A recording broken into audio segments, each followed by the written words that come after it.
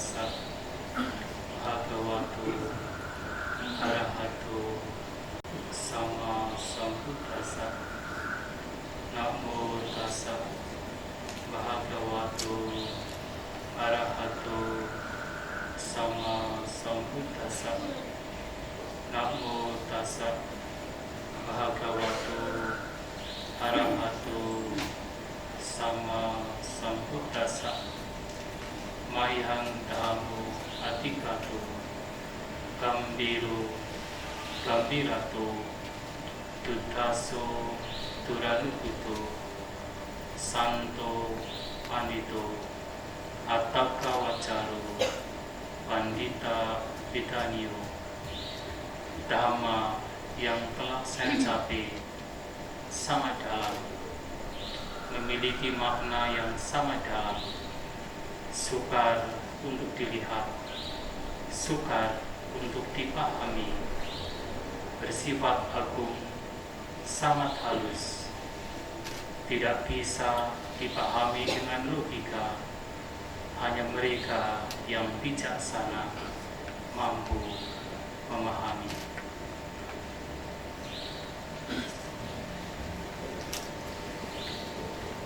Yang saya muliakan Bante Jasilo, yang berhormat Samanera, para Romo Pandita, pengurus Vihara Dhammasundara, pada Bapak Ibu, Saudara sekalian, upasaka-upasika yang berbahagia, selamat malam semuanya. Terpujilah Sang Buddha. Namo Buddhaya. Namo Buddhaya. Pada malam hari ini kita bersama-sama kumpul di sini dalam rangka merayakan Asalha Mahapuja untuk memperingati khutbah pertama Sang Buddha, Dhammacakkappavattana, merupakan peringatan yang peristiwa yang sangat istimewa bagi kita semua, karena dalam peristiwa ini terdapat beberapa hal yang terjadi, beberapa hal yang penting yang terjadi, seperti yang telah dibaca. Salah satunya adalah pada peristiwa ini 3 hatana atau 3 permata muncul di dunia, yaitu Sang Buddha, Dhamma dan Sangha. Yang sebelumnya hanya Buddha dan Dhamma, tetapi ketika Bante Kundanya diupasapada menjadi seorang bhikkhu, disinilah Sangha juga muncul. Dan yang lebih penting lagi adalah dengan dibabarkan khutbah pertama oleh Sang Buddha, Dhammacakkappavattana Sutta, ini merupakan titik awal bagi kita semua untuk mengenal Dhamma. Karena bisa kita bayangkan seandainya Sang Buddha tidak membabarkan Dhamma, tidak terdorong hatinya untuk membabarkan Dhamma, maka tidak mungkin sekarang kita bisa mengenal Dhamma. Bahkan tidak mungkin sekarang kita bisa berkumpul di sini untuk berbuat kebajikan, memuja Buddha, Dhamma dan Sangha. Tidaklah mungkin kalau Sang Buddha tidak berkenan untuk membabarkan Dhamma. Maka perayaan Asalha Mahapuja atau peringatan pada bulan Asalha ini merupakan sesuatu yang sangat penting. Dan juga pada saat atau kesempatan ini, peristiwa lain yang juga penting yang kita peringati, yang kita ingat adalah bagaimana Bante Kundanya bisa mengerti Dhamma. Mengapa ini dianggap penting? Karena ini menunjukkan bahwa sesungguhnya Dhamma tidak hanya dipahami, tidak hanya bisa direalisasi oleh Sang Buddha saja, tetapi juga oleh manusia-manusia lainnya. Dan ini dibuktikan oleh Bante Kundanya yang mengerti, memahami Dhamma. Artinya kita semua juga bisa memahami Dhamma. Kita semua juga bisa mengerti Dhamma asalkan kita mau berusaha, seperti yang Arya Mantikundanya. Bapak Ibu Saudara sekalian, kalau kita kembali kepada sejarah di mana Sang Buddha pertama kali mengajarkan Dhamma, kita mengetahui bahwa Sang Buddha sebenarnya pada awalnya merasa enggan, merasa tidak terdorong untuk membabarkan Dhamma. Mengapa? Karena Dhamma yang Sang Buddha capai, Dhamma yang Sang Buddha realisasi, itu sangat sulit untuk dipahami, sangat dalam, memiliki makna yang jauh lebih dalam lagi, sukar untuk dilihat, sukar untuk dipahami, bersifat agung, sangat halus, bahkan tidak bisa dipahami dengan hanya logika. Meskipun kita sekarang umat Buddha sering berpikir, saya menjadi umat Buddha karena umat Buddha itu penuh dengan logika, masuk akal. Tetapi sesungguhnya ajaran Sang Buddha ini tidak bisa dipahami hanya dengan logika, tetapi harus ditembus, harus direalisasi. Dan yang mampu memahami merealisasi ajaran Sang Buddha adalah orang-orang yang bijaksana. Dan karena inilah Sang Buddha awalnya merasa enggan, tidak terdorong hatinya untuk membabarkan Dhamma. Sementara Dhamma itu begitu dalam, sukar dilihat, sukar dipahami, orang-orang pada umumnya masih terlena dengan kesenangan indrawi. Alaya rama, alaya samudita, alaya rata. Dan ketika kita masih terlena dengan kesenangan indrawi, sulit untuk memahami Dhamma yang dicapai, yang direalisasi oleh Sang Buddha. Inilah mengapa Sang Buddha awalnya merasa enggan, merasa tidak terdorong. Bukan berarti Sang Buddha tidak memiliki cinta kasih, bukan berarti Sang Buddha tidak memiliki kasih sayang. Hanya ketika melihat Dhamma itu begitu dalam, sulit dipahami, itulah yang membuat Sang Buddha merasa tidak berkenan untuk membabarkan Dhamma. Dan kita sangat beruntung, karena pada akhirnya Brahma Sahampati yang mengetahui pikiran Sang Buddha datang mendekati Sang Buddha dan memberitahukan bahwa sesungguhnya walaupun Dhamma begitu dalam, masih ada makhluk-makhluk yang memiliki sedikit debu, yang memiliki sedikit kotoran batin, yang ketika mendengarkan Dhamma akan mampu memahami Dhamma, akan mampu melihat Dhamma. Dan dari sinilah kemudian Sang Buddha melihat dengan kekuatan batinnya, dengan jalan nyana, dengan jalan pengetahuan melihat. Dan memang ternyata walaupun sedikit, ada orang-orang, ada makhluk-makhluk yang memiliki sedikit debu, artinya memiliki sedikit kotoran batin. Dan apabila makhluk-makhluk ini mendengarkan Dhamma, maka mereka akan mengerti Dhamma, mereka akan menembus Dhamma, akan melihat Dhamma. Mungkin kita berpikir, apakah kita adalah makhluk-makhluk yang demikian? Apakah kita adalah makhluk-makhluk yang sedikit memiliki debu, memiliki kotoran batin? Ataukah kita masih memiliki banyak kotoran batin? Dan kadang-kadang kita berpikir, kalau Sang Buddha mengatakan bahwa yang akan mengerti Dhamma adalah orang yang bijaksana, adalah orang yang memiliki sedikit kotoran batin, lantas apakah kita juga mampu seperti mereka? Kita menjadi down, kita menjadi pesimis. Tetapi sesungguhnya ketika Sang Buddha mengatakan bahwa yang mereka yang mampu melihat Dhamma adalah orang yang bijaksana, ini artinya pernyataan Sang Buddha, sabda Sang Buddha adalah untuk mengajak kita, untuk mengajak agar kita menjadi orang yang bijaksana. untuk mengajak kita agar kita senantiasa menggali batin kita, mengembangkan batin kita agar kita menjadi bijaksana, agar kita mampu melihat Dhamma.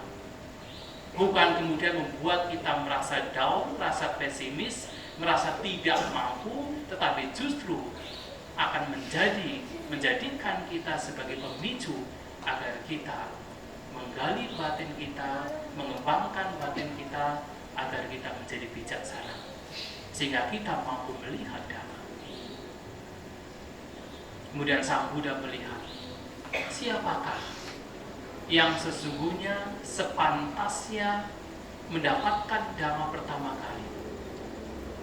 Dilihatnya adalah awalnya melihat kedua guru Sang Buddha ketika masih sebagai bodhisattva, Alara Kalama dan Uddaka Ramaputra.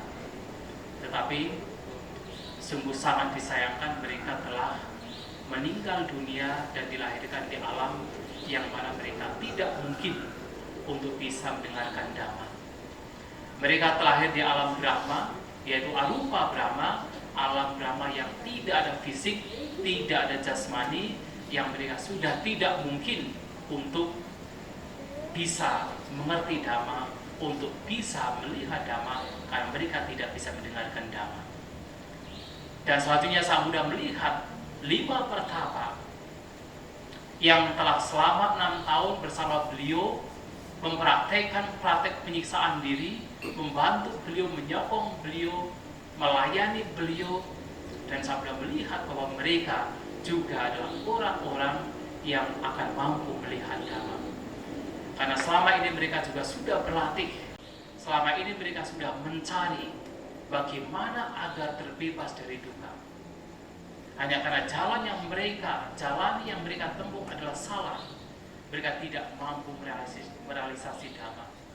Maka Sang Buddha datang kepada mereka dan menunjukkan Dhamma yang sudah beliau realisasi, yaitu 4 kebenaran mulia. Merupakan Dhamma yang seharusnya kita semua umat Buddha harus mengerti, karena 4 kebenaran mulia adalah inti dari ajaran Sang Buddha.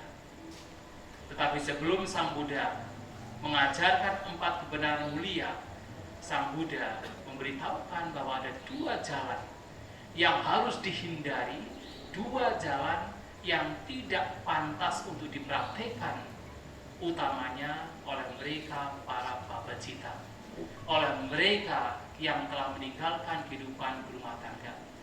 Bahkan 2 jalan ini juga sesungguhnya tidak patut untuk dijalani, tidak patut untuk dipraktikkan oleh siapapun. Tidak hanya babacita tetapi juga adalah berumah tangga. Karena 2 jalan ini tidak membawa kepada pencerahan. 2 jalan ini tidak membawa kepada nibbana, tidak membawa kepada pembebasan.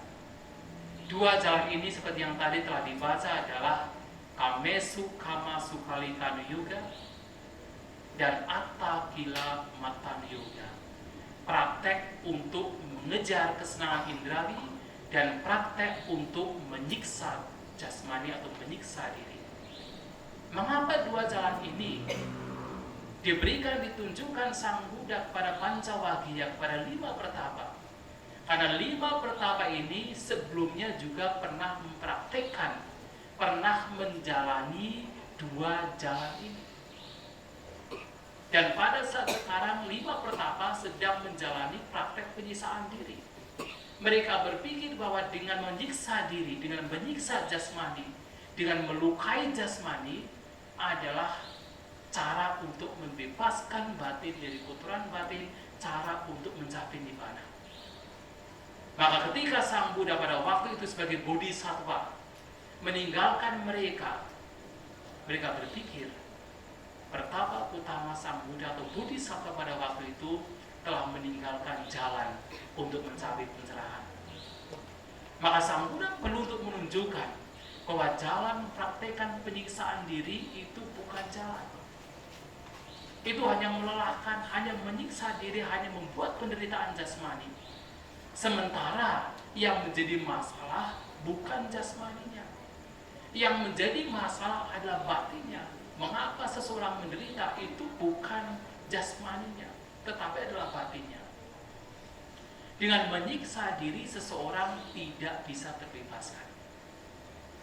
Dan demikian pula Samudra menunjukkan bahwa dengan mengejar kesenangan indrawi, tidak hanya kaum Pabajita tetapi juga para rumah tangga hanya mengejar kesenangan indrawi, itu juga bukan jalan untuk mencapai pencerahan.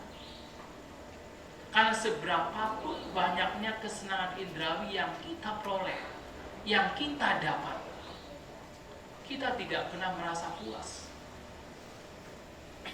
Pada saat kita mendapatkan apa yang kita inginkan, kita bahagia, tetapi kebahagiaan tersebut hanya bersifat sementara. Keinginan yang lain muncul, didapatkan lagi keinginan yang kita inginkan, kita bahagia, tetapi kebahagiaan itu pun juga bersifat sementara. Dan semakin kita mengejar kesenangan indrawi, semakin batin kita akan ketagihan. Dan di situ tidak ada pembebasan, di situ tidak ada kepuasan yang sebenarnya. Itulah kenapa Sang Buddha lewat muridnya Bhante Radapala mengatakan, Atito undoloko atito tanhadasu. Yang disebut sebagai manusia atau dunia yang di dalamnya adalah manusia, itu selalu merasa kurang. Seberapapun banyaknya kenikmatan indrawi yang diperoleh, yang didapat, kita itu selalu merasa kurang, undoloko, dan tidak pernah merasa terpuaskan hati itu.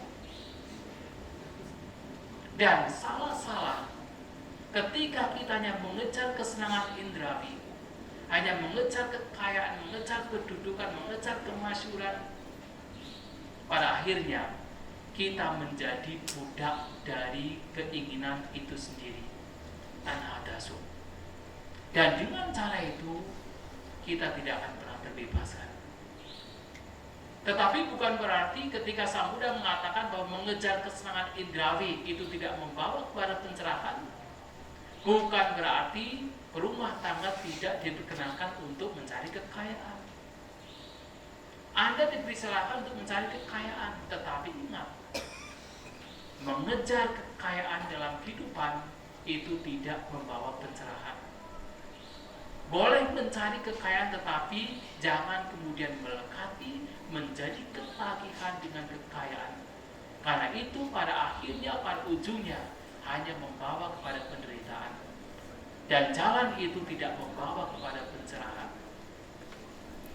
Dan ini ditunjukkan Sang Buddha kepada Pancawagya pada 5 pertapa. Karena pada waktu itu 5 pertapa tadi berpikir bahwa ketika Pertapa Gautama meninggalkan mereka, Pertapa Gautama telah kembali kepada jalan untuk mencari kesenangan indrawi. Tetapi Sang Buddha pada waktu itu sebagai seorang bodhisattva tidak meninggalkan pencarian untuk mencapai pencerahan dan tidak lagi terjatuh ke dalam kenikmatan indrawi. Beliau tetap mencari dan melihat bahwa mengejar kesenangan indrawi pun itu tidak membawa kepada pencerahan. Dan inilah kenapa Sang Buddha memberitahukan, menunjukkan kepada 5 pertapa pada waktu itu untuk menghindari 2 praktek yang ekstrim. Kemudian Sang Buddha mengajak kepada mereka bahwa ada jalan yang bisa membawa kepada pencerahan, ada jalan yang bisa membawa kepada pembebasan. Jalan itu adalah Majjhima Patipada atau jalan tengah. Yang dimaksud dengan jalan tengah di sini bukan berarti jalan tengah-tengahnya antara penyiksaan diri dengan mengejar kesenangan indrawi. Bukan berarti separuh mengejar kesenangan indrawi, separuhnya adalah praktek penyiksaan diri. Yang dimaksud dengan Majjhima Patipada atau jalan tengah adalah jalan yang justru meninggalkan 2 jalan yang ekstrim tadi. Ete ubo ante anupagama Majjhima Patipada Tathagata Abhisambuddha. Buddha meninggalkan dua jalan ekstrim. Sang Buddha merealisasi jalan tengah. Artinya dua jalan tadi harus ditinggalkan. Hanya dengan meninggalkan dua jalan tadi, maka jalan tengah itu bisa dipraktekkan. Jadi bukan berada di tengah-tengahnya, tetapi harus meninggalkan dua jalan ekstrim tadi. Apa yang dimaksud dengan jalan tengah? Yang dimaksud dengan jalan tengah tiada lain adalah jalan mulia berunsur 8. Pandangan benar, pikiran benar, ucapan benar, perbuatan benar, mata pencaharian benar atau kehidupan benar, upaya yang benar, perhatian benar, dan konsentrasi yang benar. Hanya dengan mempraktikkan jalan tengah ini, seseorang akan terbebaskan. Nah, dari sinilah Pancawagya melihat bahwa ternyata apa yang telah dipraktekkan, penyiksaan diri yang telah dipraktekkan oleh mereka, bukanlah jalan untuk terbebas dari duka, bukanlah jalan untuk terbebas dari penderitaan. Melihat bahwa Pancawagya batinnya sudah menjadi fleksibel, menjadi matang, dan ini merupakan kebiasaan Sang Buddha kepada siapapun ketika melihat batin orang yang mendengarkan khotbah beliau menjadi matang, menjadi lembut, terbebas dari niwarana, terbebas dari rintangan batin. Selanjutnya Sang Buddha memaparkan khotbah beliau yang paling inti, khotbah beliau yang disebut Samukang Sikadesana, khotbah yang paling tinggi, yang tiada lain adalah 4 kebenaran mulia. Sang Buddha kemudian memberitahukan mengenai 4 kebenaran mulia, bahwa sesungguhnya duka itu memang ada. Kebenaran mulia tentang duka, tentang penderitaan. Tetapi penderitaan itu memiliki sebab. Kebenaran mulia tentang sebab atau asal mula tentang penderitaan. Dan juga ada kemungkinan bagi kita untuk terbebas dari duka, untuk terbebas dari penderitaan. Maka Sang Buddha memberitahukan ada kebenaran mulia tentang lenyapnya duka, tentang akhir duka.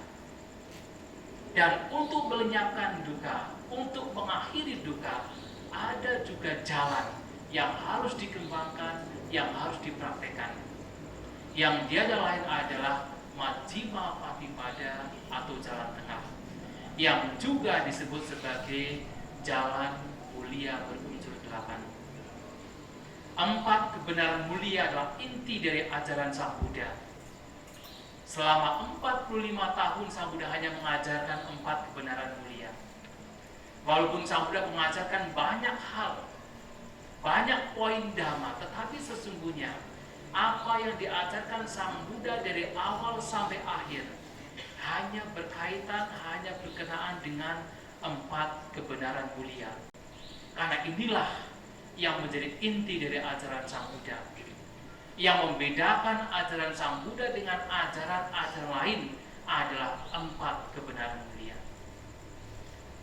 Bapak Ibu Saudara sekalian, ketika kita berbicara tentang kebenaran mulia yang pertama, tidak sedikit di antara kita yang berpikir, apalagi mereka yang baru mengenal Dhamma, yang baru mempelajari Dhamma, berpikir, mengapa Sang Buddha begitu pesimis? Menganggap bahwa ajaran Sang Buddha mengajarkan pesimisme. Karena Sang Buddha mengajarkan, memberitahukan ada duka, ada penderitaan. Sementara kita ketahui bahwa di alam semesta, dalam kehidupan kita sehari-hari, kita juga mengalami banyak kebahagiaan, ada suka. Tetapi mengapa Sang Buddha memberitahukan kita ada penderitaan? Bapak Ibu Saudara sekalian, penderitaan yang dimaksud oleh Sang Buddha itu tidak hanya sekedar penderitaan yang tampak saja, yang dapat dilihat saja, seperti sakit, usia tua, kematian, kesedihan, ratap tangis, putus asa, berpisah dari yang dicinta, berasosiasi dengan yang dibenci. Tidak hanya demikian. Penderitaan yang dimaksud oleh Sang Buddha adalah karena segala sesuatu yang kita miliki, yang kita cintai, yang kita jadikan perlindungan, yang kita jadikan naungan, yang kita jadikan genggaman, itu semua bersifat tidak kekal. Itu semua bersifat berubah, tidak bisa kita pertahankan. Karena perubahan inilah maka disebut bahwa segala sesuatu yang berkondisi adalah penderitaan, adalah duka, sabe sanggara duka. Walaupun kita mendapatkan kebahagiaan seperti tadi, kita mendapatkan apa yang kita inginkan, kita bisa memanjakan indera-indera kita, tetapi apa yang kita peroleh, apa yang kita dapatkan, semua pasti berubah. Tidak bisa kita pertahankan, tidak bisa kita genggam selamanya, tidak kekal. Nah, karena perubahan inilah, maka kehidupan sesungguhnya tidak memberikan kepuasan, tidak memuaskan. Tidak memuaskan inilah yang disebut sebagai duka, penderitaan. Kekayaan kita akan berubah. Cepat atau lambat pasti akan kita tinggalkan. Kemudahan kita juga akan kita tinggalkan. Kedudukan kita akan kita tinggalkan. Orang-orang yang kita cintai akan kita tinggalkan. Cepat atau lambat. Karena perubahan inilah, maka segala sesuatu yang berkondisi adalah duka, penderitaan. Tidak memberikan kepuasan. Kepuasan yang kita peroleh hanya bersifat sementara. Tidak bisa kita pertahankan. Dan selama kita hidup di alam samsara, mau tidak mau kita harus menghadapi yang disebut sebagai 8 kondisi dunia.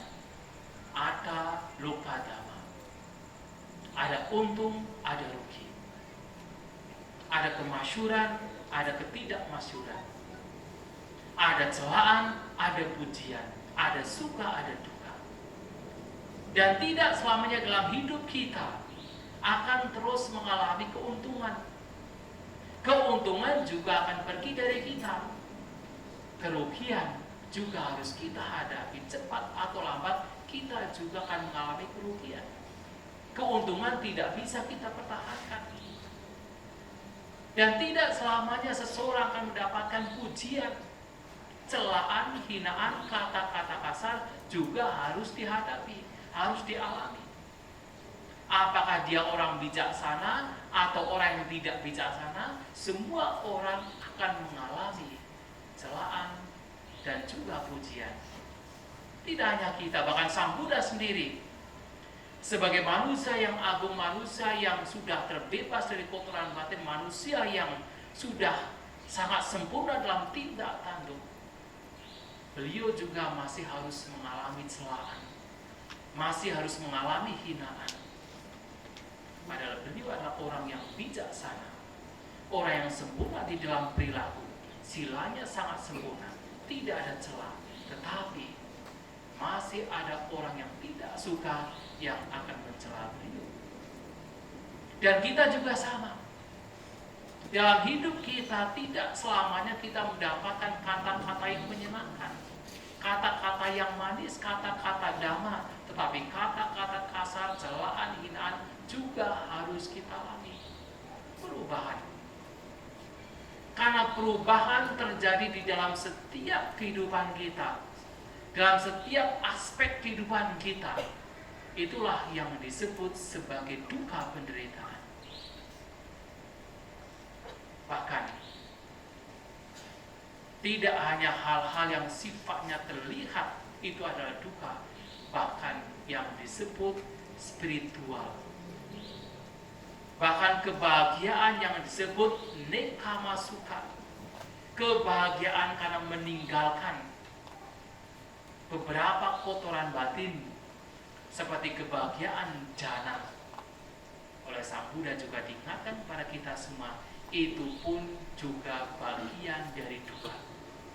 Itu pun harus dilihat sebagai duka, penderitaan. Kenapa?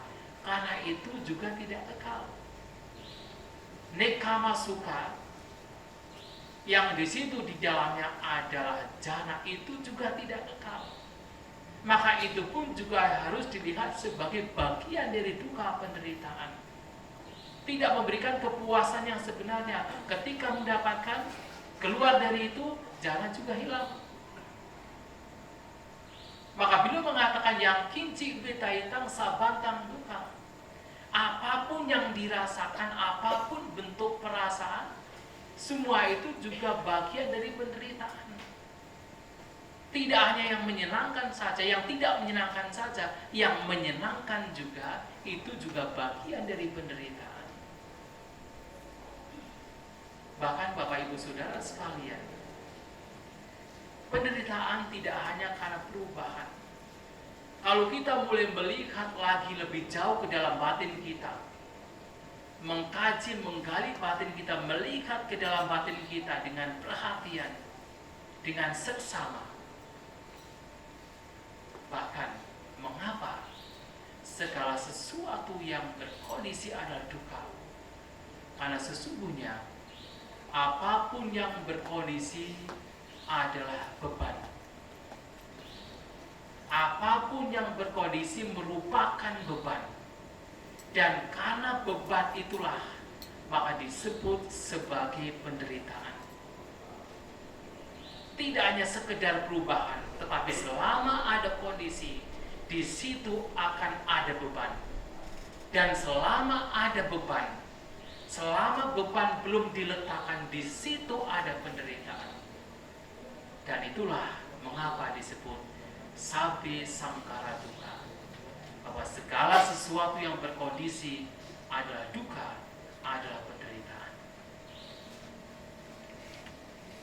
Tetapi Bapak Ibu Saudara sekalian, Sang Buddha tidak hanya menunjukkan kepada kita keberadaan penderitaan.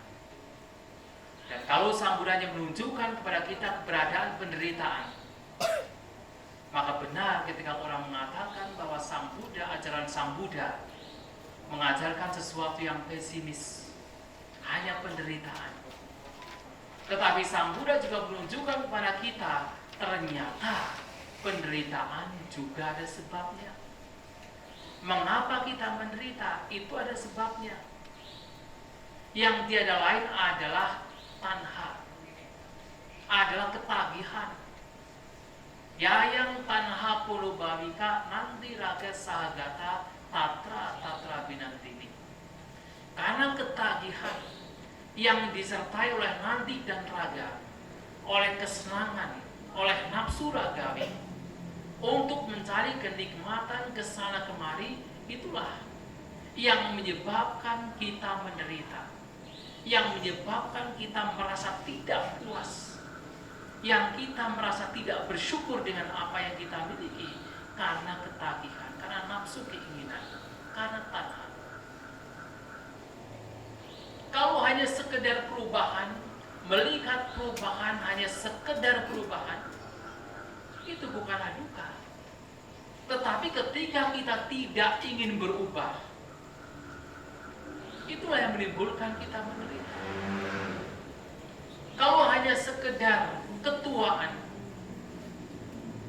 rambut menjadi putih, kulit menjadi keriput, mata menjadi rabun, gigi menjadi ompong, itu bukan penderitaan.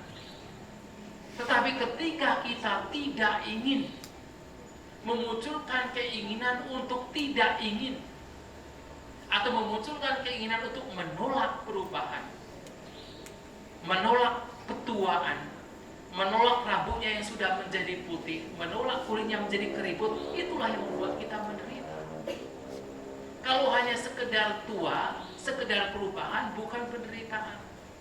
Tetapi ketika muncul penolakan atau muncul keserakahan, itulah yang membuat kita menderita.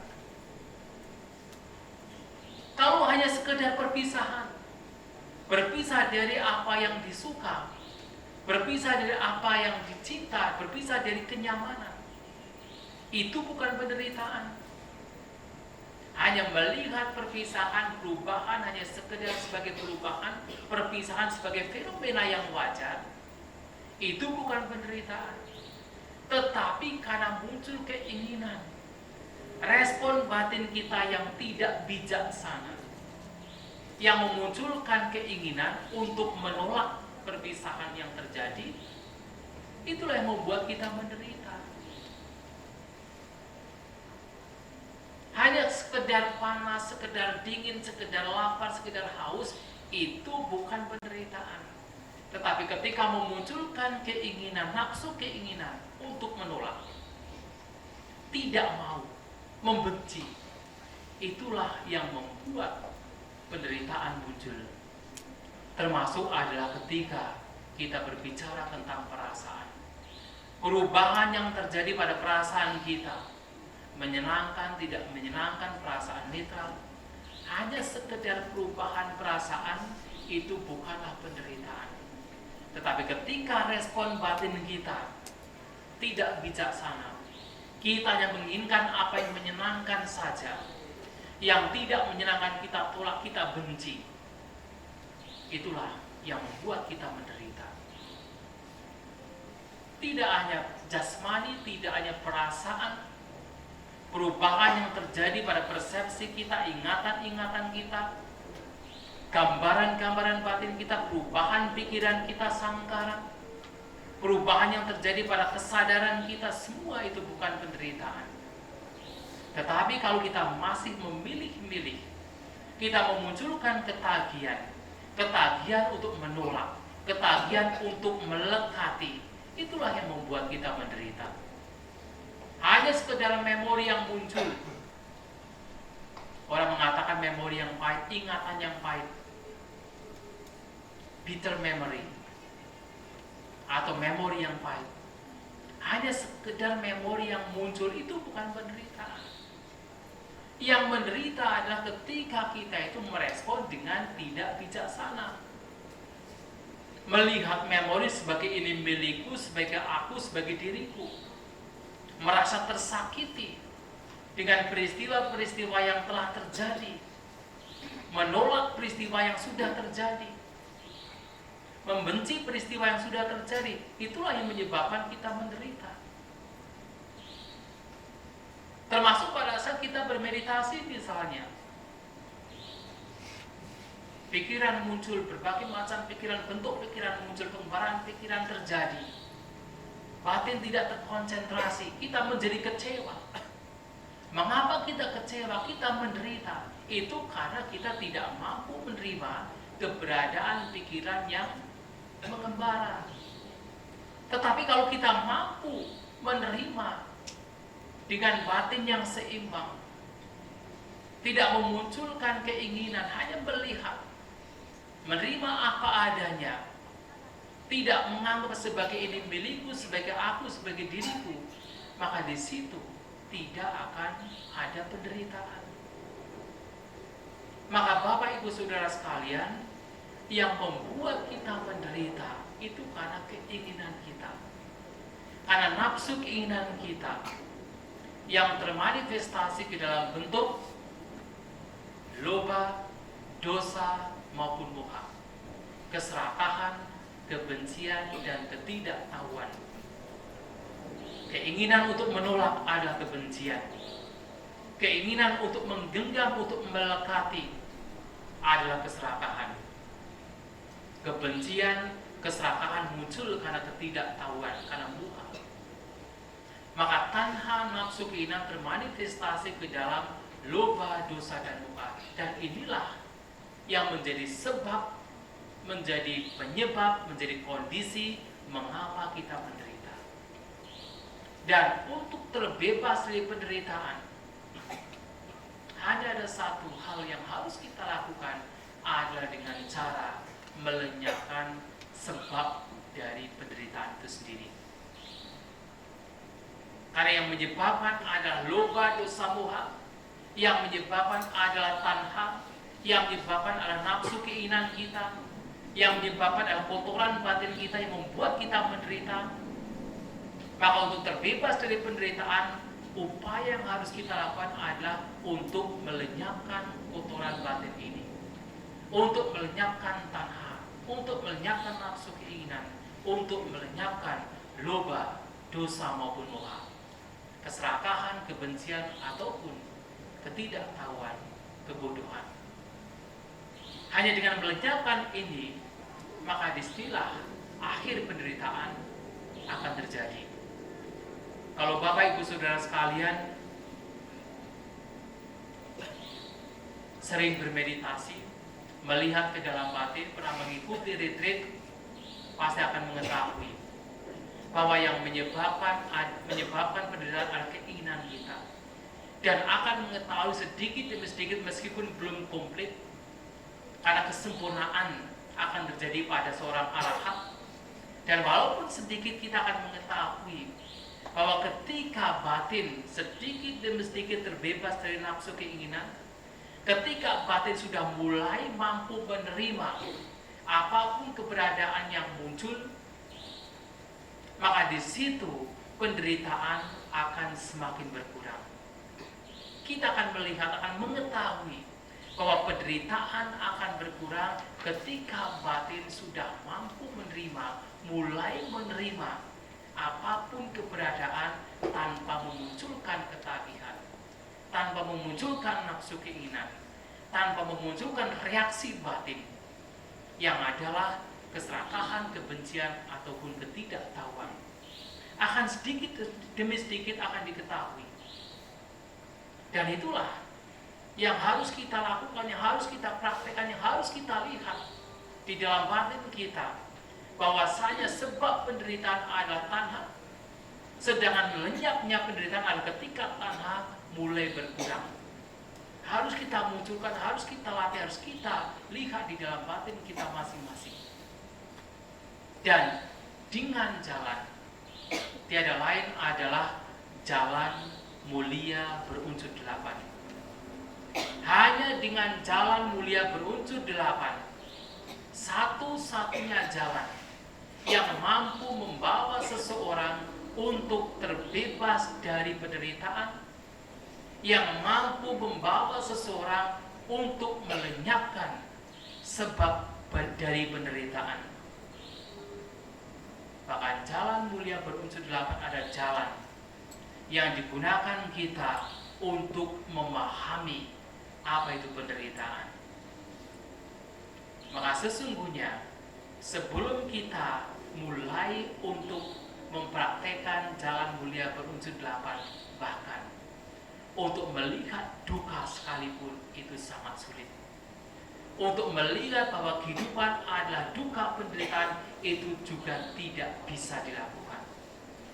Hanya ketika kita mulai mempraktekkan jalan mulia berunsur 8, melihat ke dalam batin kita, maka kita akan semakin mengetahui apa yang disebut sebagai duka penderitaan.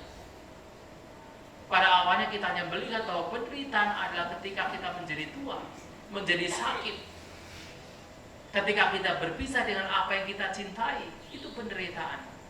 Tetapi tidak hanya demikian. Dengan kita melihat ke dalam batin kita melalui jalan mulia berunsur 8, kita akan melihat bahwa perubahan adalah penderitaan. Kita akan melihat bahwa selama kita masih terbebani oleh pancakanda, oleh 5 gugusan, di situ ada penderitaan. Dan dengan jalan mulia berunsur 8, kita akan melihat apa yang menyebabkan kita menderita. Oh, ternyata adalah nafsu keinginan. Ternyata adalah kotoran batin kita. Ternyata adalah loba, dosa, moha kita yang membuat kita menderita. Dan dengan jalan mulia berunsur 8, sedikit demi sedikit kita akan melihat bahwasanya ketika nafsu keinginan mulai luntur, mulai berkurang, penderitaan juga semakin berkurang. Hanya dengan jalan mulia berunsur 8, kita akan bisa mengakhiri penderitaan. Mungkin Bapak Ibu Saudara sekalian akan berpikir, lantas ketika Sang Buddha berbicara meditasi, berbicara vipassana, berbicara samatha,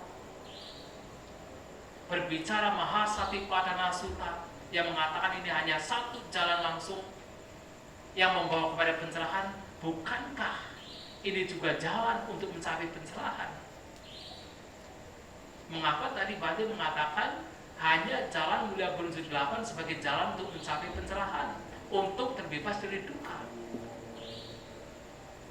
Bapak Ibu Saudara sekalian, sesungguhnya apapun praktek dhamma yang diajarkan oleh Sang Buddha tidak bisa dipisahkan dari jalan mulia berunsur 8.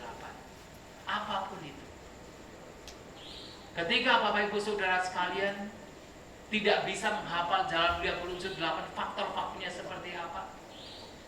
Ketika Bapak Ibu mempraktekkan salah satu syair yang diberikan oleh Sang Buddha, misalnya Sabapa pasakaranang kusalasu pasampada sacita pariudapanang, tidak berbuat jahat, hanya melakukan kebajikan, senantiasa membersihkan batin dari kotoran, itu adalah praktek dari jalan mulia berunsur 8.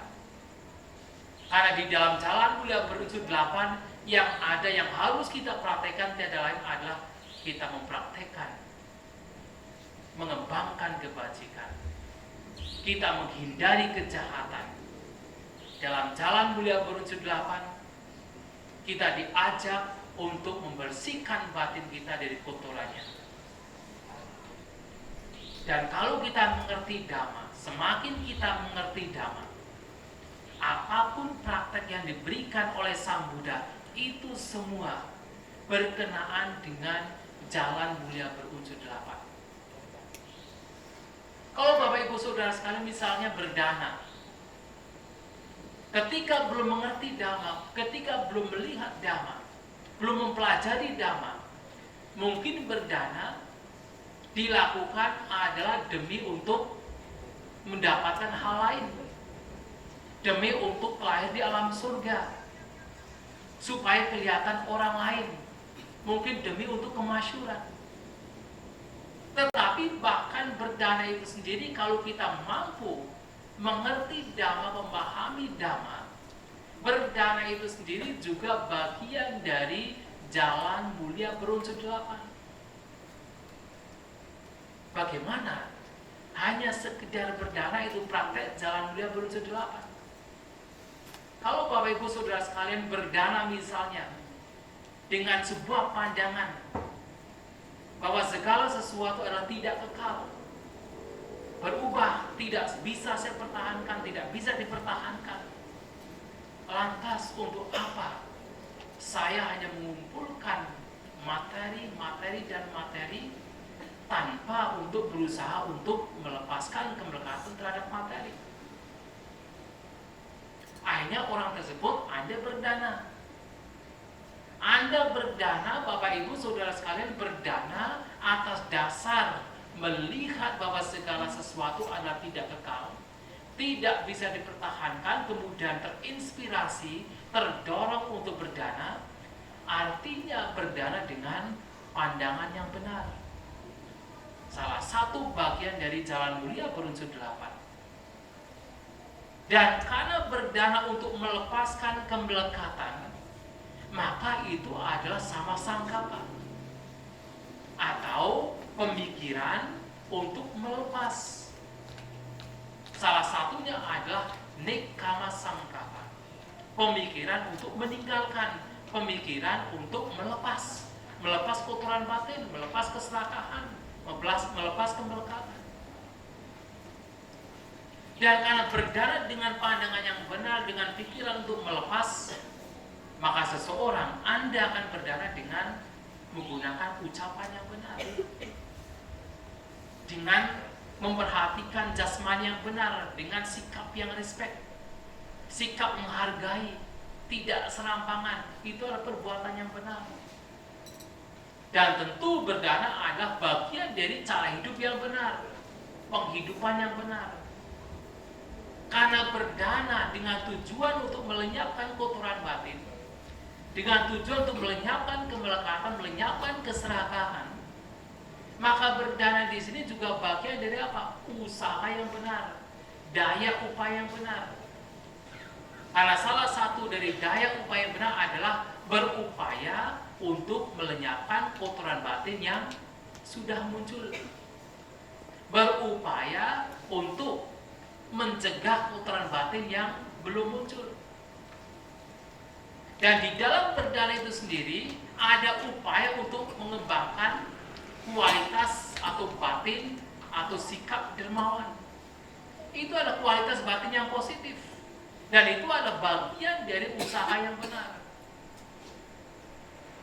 Dan tentu ketika seseorang berdana dengan pandangan yang benar, pikiran yang benar, ucapan yang benar, perbuatan yang benar, penghidupan yang benar, dengan upaya yang benar, maka itu akan dilakukan dengan penuh perhatian. Itu adalah perhatian yang benar. Dan ketika muncul konsentrasi, itu juga konsentrasi yang benar. Maka bahkan ketika seseorang mempraktekkan berdana, ketika itu didasari oleh pemahaman pengertian mengenai jalan mulia berunsur 8, seseorang tengah mempraktekkan jalan mulia berunsur 8.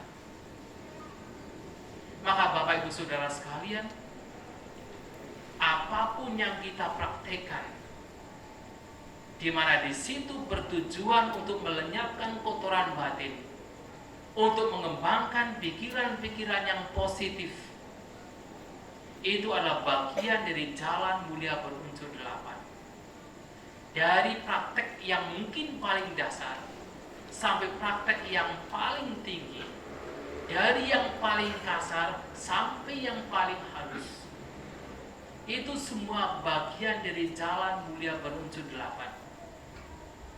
Ketika kita mempraktekkan Satipatthana, menggunakan perhatian kita, mempraktekkan Vipassana, mengembangkan perhatian, memunculkan pandangan terang, itu semua juga bagian dari jalan mulia berunsur 8. Karena di dalam praktek menggunakan perhatian, menggunakan kesadaran, praktek meditasi yang diajarkan oleh Sang Buddha, tujuannya untuk apa? Tujuannya adalah untuk memahami apa itu duka penderitaan. Memahami penderitaan, melihat penderitaan, itu adalah pandangan yang benar. Dan dengan adanya pandangan yang benar, maka pikiran, ucapan, perbuatan, penghidupan, upaya, perhatian, dan konsentrasi yang akan muncul juga menjadi benar.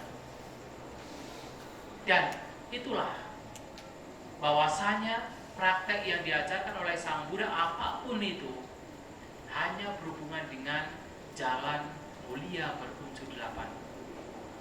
Dan itu harus kita ketahui, harus kita praktekkan di dalam kehidupan sehari-hari, karena itulah hanya satu-satu jalan yang diajarkan Sang Buddha agar kita terbebas dari penderitaan, agar kita mampu memahami apa itu duka, mampu memahami penyebab duka, mampu melenyapkan apa itu duka, dan mampu untuk menjalani praktek yang diajarkan oleh Sang Buddha hanya dengan jalan, yaitu jalan mulia berunsur 8. Bapak Ibu Saudara sekalian, itulah 4 kebenaran mulia yang menjadi inti dari ajaran Sang Buddha yang telah ditunjukkan oleh Sang Buddha kepada kita semua.